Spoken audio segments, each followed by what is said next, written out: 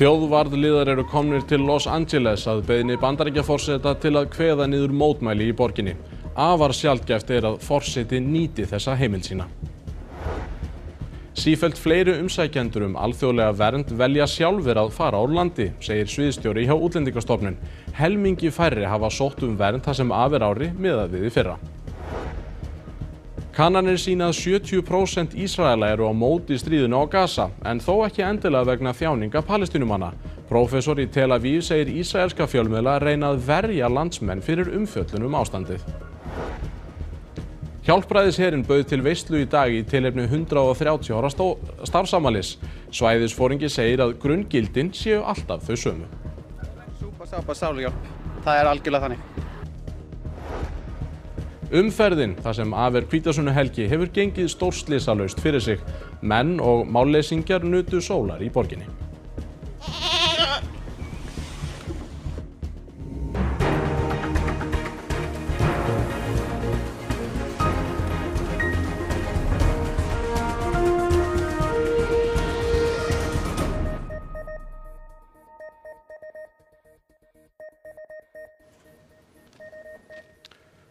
Gott kvöld. 2000 þjóðvarðliðar eru komnir til Los Angeles að skipun Trumps Bandaríkjaforseta. Þeim ætlað að kveða niður mótmæli sem brutust út vegna aðgerða innflytjendastofnunar þar í borg. Íbúar í borginni Paramount, skammt suður af Los Angeles, sem eru mestmegnis spænskumælandi, voru afar ósáttir við aðgerðir stofnunarinnar. Starfsmenn eru sagðir hafa handtekið minnst 118 manns í rassíu sem hluti af hertri innflytjendastefnu Trumps. Þegar mótmælin hófust á föstudag brynjuðu þeir sig upp og til átaka kom við mótmælendur. Trump sakar yfirvöld í Kaliforníu að taka ekki á ástanduna af hörku, en Gavin Newsom, ríkisstjóri Kaliforníu, segir Trump hella olíu á eldinn með ákvörðun sinni. We were at a stoplight on the other side of Paramount, right? Over there in Alondra. When out of nowhere in the stop, immigration agents, ICE, all that came, They came dressed up in all their military gear and they stopped traffic. When they stopped traffic, we started noticing, and I told my girl, that's immigration right there.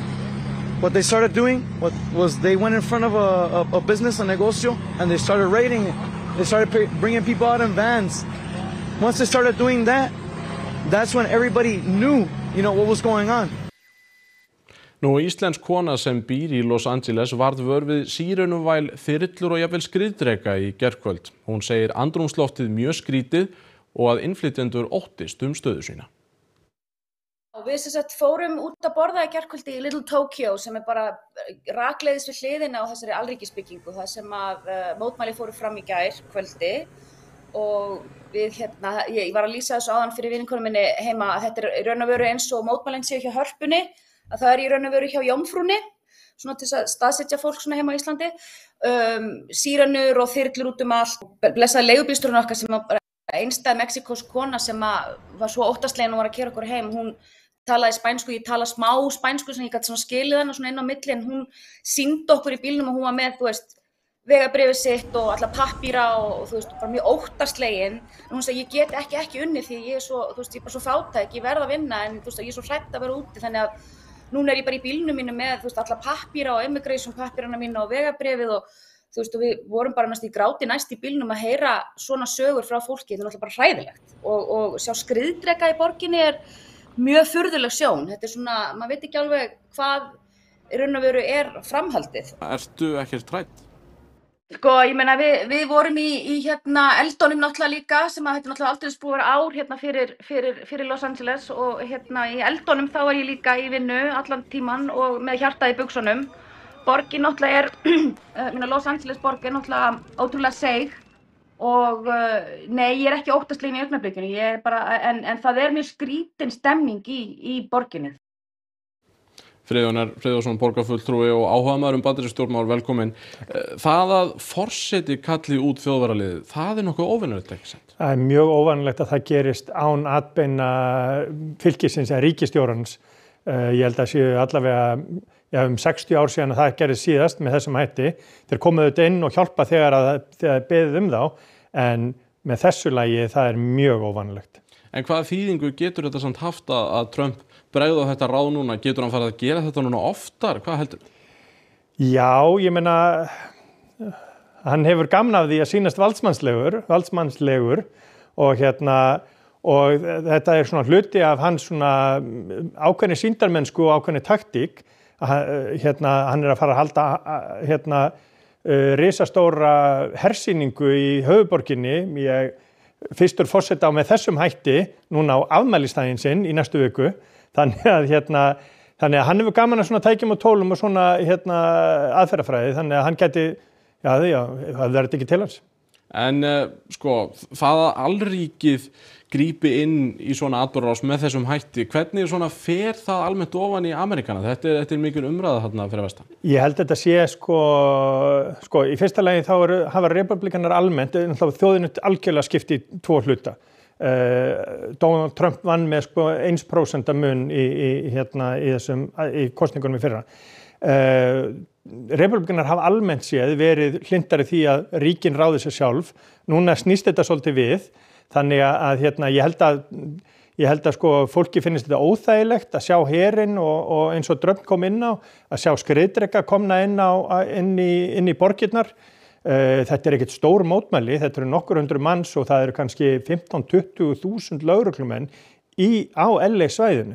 Þannig að það verður engar ástæður til þess að ætla það að þeir hefði ekki geta ráðið við þessa aðstæður. En Trump, sem að pílar sjóið, eins og maður sletti nú aðeins, hann lét þetta tækifæri ekki eftir sér, lét þetta tækifæri ekki fram hjá sér fara. Friðjónsson, þakka kærlega fyrir komuna. Við ætlum að snúa okkur að öðru. Því umsóknum Úkraínumanna alþjóðlega vernd hefur fækkað tæplega 60% síðan í fyrra, segir sviðsstjóri hjá Útlendingastofnun. Sífellt fleiri umsækjendur velja sjálfir að fara úr landi. Rúmlega helmingi færri umsóknir hafa borist alþjóðlega vernd þar sem af ári en í fyrra. Á fyrstu 5 mánuðum ársins voru umsóknirnar 505 en voru 945 á sama tímabili í fyrra. Já, við gerum ráð fyrir kringum 2000 umsóknum en við erum ekki að sjá það núna. Við höfum séð áður að það hefur fækkað í þeim umsóknum og svo hefur það aukist tölst bara út frá því. Þannig að ég held að sé ekkert endilegt að merkja það akkurat núna af hverju það eitthvað fækkun og við búumst ekkert við því að hún verði áfram. Þróun alltaf bara kannski jákvæð fyrir okkur, þetta styttir málsmeðferðartími. Við vorum í kringum 9 mánuði með málsmeðferðartíman, hann dottin í 4 mánuði. Lilja segir fækkunina helsta hjá fólki frá Úkraínu og Venesúela.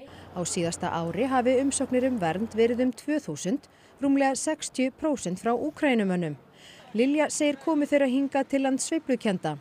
Ytri þættir eigi þar stærstan þátt. En þrátt fyrir að umsóknum alþjóðlega vernd sé að fækka, sé umsóknum sjálfviljuga heimför að fjölga. Hér við hjálpum í kringum 1200 einstaklingum sem vildu fara heim til sín í fyrra að fara og eru kringum 300-400 núna, þannig að það held ég bara áfram stækkandi verkefni að aðstoða fólk að fara heim. Formenn þingflokka á Alþingi eru byrjaðir að ræða þinglok. Flestar nefndir á þingi ljúka störfum í vikunni og því þykir líklegt að formlegar viðræður hefjist í vikulok. Þingflokksformenn sem Fréttastofa talaði við í dag segjast vera að skiptast á hugmyndum og kortleggja stöðu þingmála. Framundan séu langir þingfundir. Sá næsti verður eftir hádegi á þriðjudag. Þá út í heim. Óvíst hvort Greta Thunberg og hópur aðgerðasinna sem ætluðu að sigla með hjálpargögn til Gaza komist á leiðarenda. Varnarmálaráðherra Ísraels gaf her landsins þau fyrirmæli í dag að seglskúta þeirra skildi stöðvuð áður en hún næði landi. Hópurinn hélt af stað frá Sikiley fyrir viku og lagt var upp með að komast á leiðarenda í dag. Prófessor við Háskólann í Tel Aviv segir að ísraelskir fjölmiðlar reyna að verja landsmenn gegn því að sjá hvað her landsins gerir á Gaza. Hann safnaði nýverið undirskriftum 1400 fræðimanna í Ísrael þar sem framferði hersins var mótmælt. In Israel, unfortunately, the atrocities in Gaza are not being discussed, or at least not discussed as openly and widely as we would have wanted them to be. Ísraelskir fjölmiðlar nálgast fréttaflutning af hernaði Ísraela á Gaza á afar ólíkan hátt. Flestir falla ágætlega að málflutningi stjórnvalda, en aðrir eru gagnrýnni og þannig síður í náðinni hjá yfirvöldum. It is as if the media is trying to protect the public from all these very difficult scenes. Miðlar sem ekki hljóta náð stjórnvalda starfa við erfiðar aðstæður. Ísrael í 112. sæti á lista blaðamanna án landamæra yfir fjölmiðla frelsi.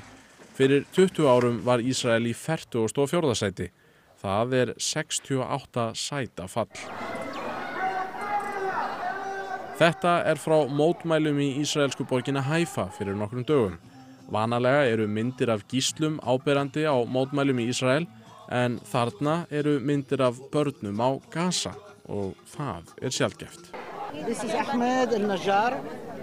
He was shot at the 28th while he was collecting flour to his family. Nýlegar kannanir sýna að 70% Ísraela eru á móti hernaði landsins á Gaza.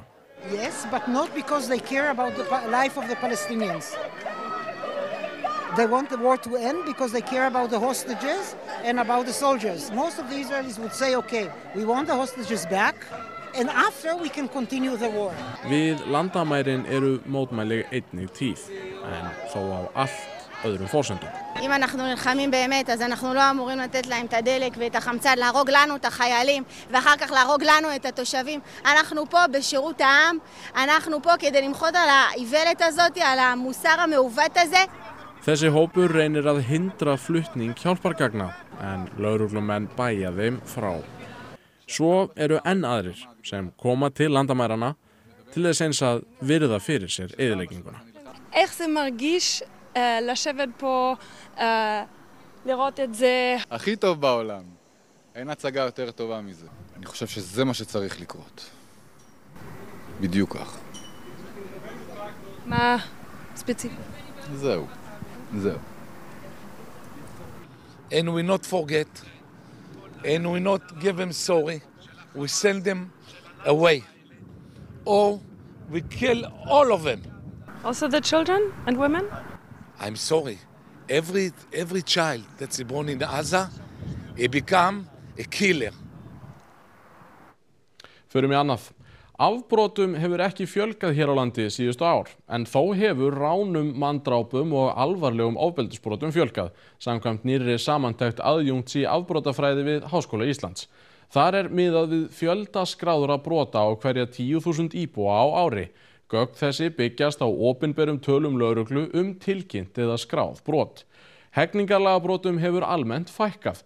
Þau náðu ákveðnu hámarki árið 2009 en snar fækkaði eftir það. Þjófnaðarbrotum fækkaði verulega frá aldamótum og það kann mögulega að skýra þessa lækkuðu tíðni. En lítum á nokkra flokka ofbeldis. Tíðni ofbeldisbrota hefur verið nokkuð stöðug frá aldamótum. Minni háttar líkamsárásum fjölgaði lítilega, en ef litið sérstaklega á alvarlegri líkamsárásir þá hefur þeim fjölgað á allra síðustu árum. En þó rétt að taka fram að fyrir áratug tók lögreglan á höfuðborgarsvæðinu upp nýtt verklag við meðferð heimilisofbeldis sem leiddi til fleiri skráninga á minni háttar líkamsárásum. Frá aldamótum og fram til 2018 fjölgaði nauðgunum, en síðar hefur þeim heldur fækkað. Manndráp eru tiltölulega fá á Íslandi, en þeim hefur fjölgað síðustu ár og síðasta ár var óvenju slæmt. Í samanburði við Norðurlöndin hefur tíðni manndrápsmála verið í lægri kantinum, en í fyrra var Ísland komið í hærri kantinn og það sést vel hér á myndinni hvernig árið 2024 sker sig úr. Þegar mál eru tiltölulega fá, þarf ekki mikið til að búa til sveiflu. Það vantaði eitthvað þarna inn í þessa frétt, við birtum hana rétta á vefnum rúv.is síðar í kvöld. En förum við annað. Því Kirkjufell, Sólheimajökull og Reynisfjara leika stórt hlutverk í tölvuleik sem væntanlegur í sumar.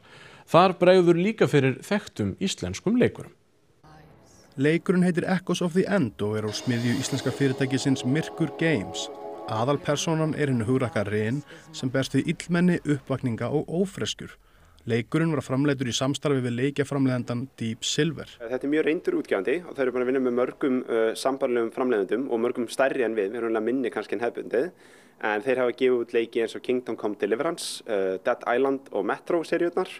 Þannig að við erum bara svona einmitt á pari við þessa leiki. En þetta einspurnaleikur sem við erum búið til og hasarævintýraleikur og það einmitt svona passar fullkomlega við þá. Við erum kannski furðulega lítil með við svona helstu fyrirtæki úti. Við erum 40 manns sem eru hér og langflest hérna út á Granda á Íslandi. en venjulega fyrir svona leiki þá erum við að tala kannski 100 til 500 manna teymi.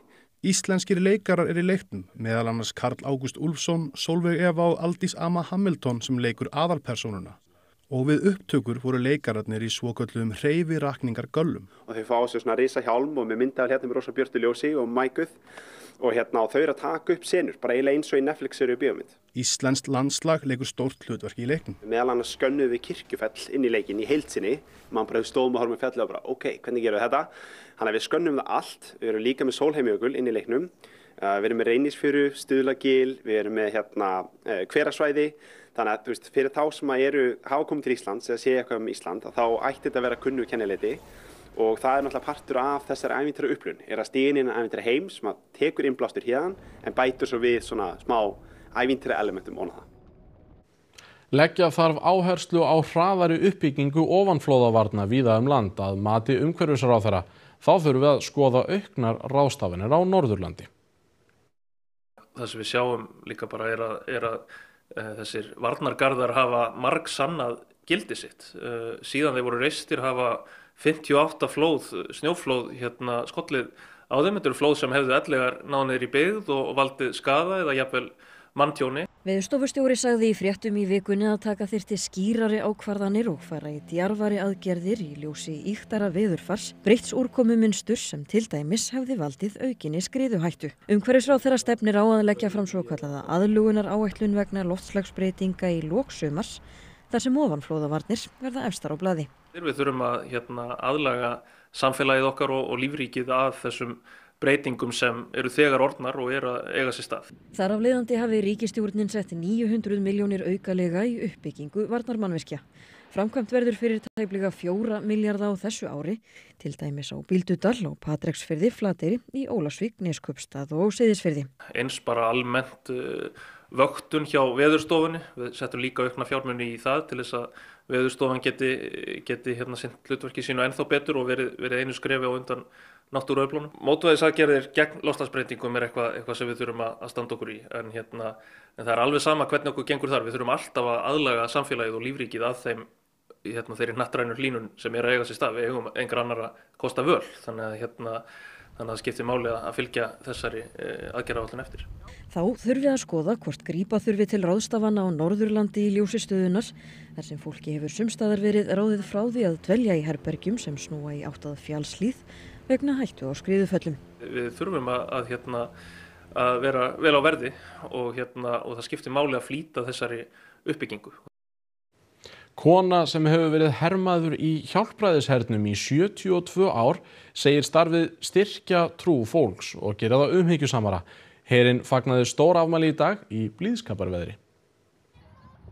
Það var bros á hverju andliti fyrir utan herkastalan í dag, enda lék sólin við afmælisgesti. Þetta náttúrulega stór áfangi sem við erum að fagna í dag. Við náttúrulega áttum í rauninni afmæli 12. maí og þannig að við erum að fagna 130 árum í dag með stórri afmælishátíð. Lárus segir margt hafa breyst í starfseminni í áranna rás með breyttum tíðaranda og samfélagsgerð. Grunngildin séu þó alltaf þau sömu. Jú, súpa, sápa, sáluhjálp. Það er algjörlega þannig. Hanna Kolbrún Jónsdóttir var heiðursgestur. Hún hefur verið herkona frá 16 ára aldri í 72 ár. Og það hefur nú margt breyst, en það er kannski sumt til góðs og annað kannski mætti fara betur.